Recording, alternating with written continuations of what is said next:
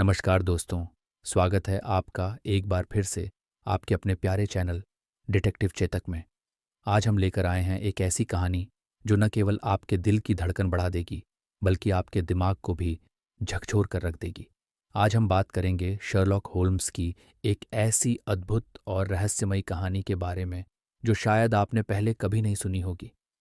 क्या आपने कभी सोचा है कि एक साधारण सा शिप, एक पुराना राज और एक रहस्यमय हत्या मिलकर शर्लॉक होल्म्स को ऐसी जांच में उलझा सकते हैं जिसे सुलझाना आसान नहीं था? ये कहानी आपको ले जाएगी एक धुंधले अतीत में, जहां संदेह, साजिश और आखिरी पल की सच्चाई का सामना होगा। तो क्या आप तैयार हैं इस साहसिक सफर में हमारे साथ शामिल होने के लिए? चलिए जानते हैं कि आखिरकार ग्लोरिया स्कॉट नाम की यह कहानी क्यों शेरलॉक होम्स के जीवन का अहम हिस्सा बन गई। डिटेक्टिव चेतक के साथ जुड़े रहिए और इस रहस्य को सुलझाने का सफर शुरू कीजिए। ग्लोरिया स्कॉट का रहस्य, एक रोमांचक जासूसी उपन्यास। लेखक sir Arthur Conan Doyle. London की गलियां हमेशा की तरह हल्की धुंध में डूबी थीं। हवा में ठंडक थी, लेकिन बेकर स्ट्रीट के 221 बी नंबर मकान की गर्माहट में शेरलॉक होम्स और डॉक्टर जॉन वॉटसन बैठे हुए थे। वॉटसन ने देखा कि होम्स आज किसी गहरे विचार में डूबे हुए थे। यह असामान्य नहीं था, लेकिन उनके चेहरे पर अजीब सा संतोष भी था, मानो वह किसी पुराने रहस्य को याद कर रहे हों। डो वॉटसन, होम्स ने धीमी आवाज में कहा, क्या तुमने कभी सोचा है कि मैंने जासूसी को अपना जीवन क्यों बनाया? वॉटसन ने थोड़ा झिझकते हुए सिर हिलाया। यह सब एक ऐसी घटना से शुरू हुआ था, होम्स ने कहना जारी रखा, जो मेरे कॉलेज के दिनों में हुई। एक ऐसा रहस्य जिसने मुझे यह समझाया कि हर व्यक्ति के अतीत में कुछ ऐसा छुपा होता है जो उसे चैन से जीने नहीं देता। यह घटना मेरे मित्र विक्टर ट्रेवर और उसके पिता ओल्ड ट्रेवर से जुड़ी थी। कैम्ब्रिज विश्वविद्यालय के शांत वातावरण में एक दिन होम्स और विक्टर ट्रेवर साथ बैठे थे। तुम्हें हमारे घर आना चाहिए शेरलॉक, विक्टर ने कहा। गर्मियों की छुट्टियों में मेरे पिता को अच्छा लगेगा तुमसे मिलना। होम्स ने यह आमंत्रण स्वीकार कर लिया। ट्रेवर साहब का घर डोनीथॉर्प एक सुरम्य गांव में स्थित था। बाहर से देखने पर सब कुछ सामान्य लग रहा था। खूबसूरत बगीचा, आलीशान हवेली और आरामदायक माहौल। लेकिन होम्स की तेज नजरें हमेशा की तरह किसी भी असामान्य चीज को पकड़ने के लिए तैयार थीं। और फिर अजीब घटनाएं शुरू हो गईं। एक शाम जब होम्स और विक्टर बगीचे में थे, एक बूढ़ा आदमी उनके घर आया। उसकी चाल में अजीब सी झिझक थी, और जैसे ही उसने ट्रेवर साहब को देखा, उनका चेहरा एकदम सफ़ेद पड़ गया। तुम यहाँ क्या कर रहे हो?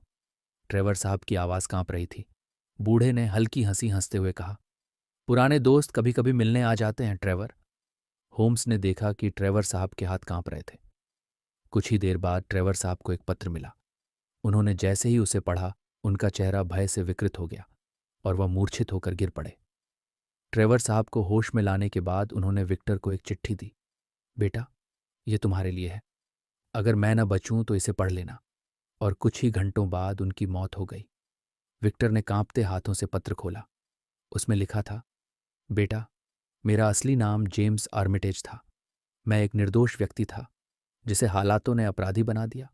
1955 में मुझे ग्लोरिया स्कॉट जहाज में ऑस्ट्रेलिया भेजा जा रहा था, लेकिन जहाज पर कैदियों ने विद्रोह कर दिया।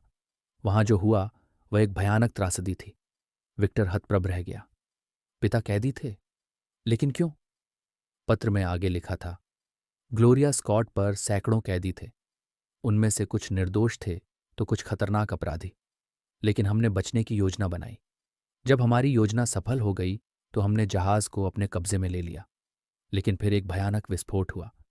जहाज समुद्र में समा गया।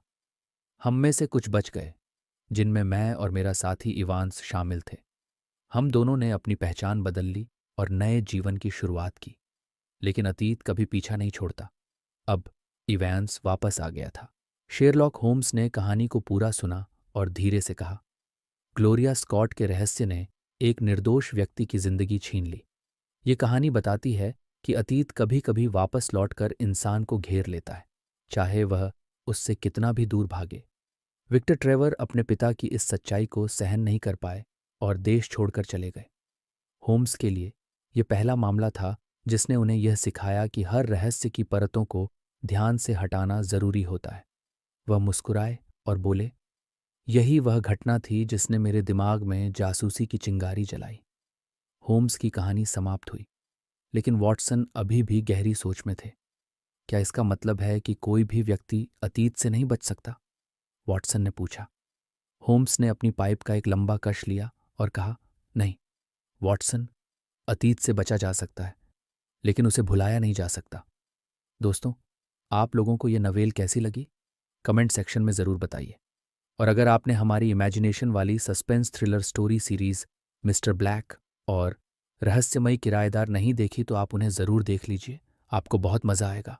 और आप हमारे चैनल डिटेक्टिव चेतक को सब्सक्राइब करके हमारी प्यारी फैमिली का हिस्सा भी बन सकते हैं। धन्यवाद।